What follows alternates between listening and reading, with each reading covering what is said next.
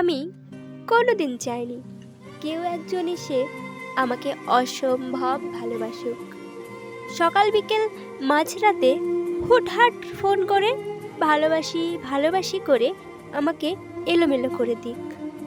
কেউ তার ফেসবুকের কভারে আমার ছবি দিয়ে ক্যাপশনে লিখে রাখুক শেষ ভালোবাসা।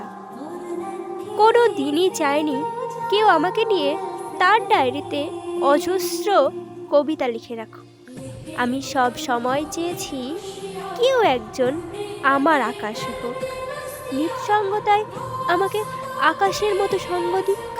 আকাশ যেমন থেকে যায় আলো আধার সব সময়, সেও থেকে যাক ভালো খারাপ সব সময়।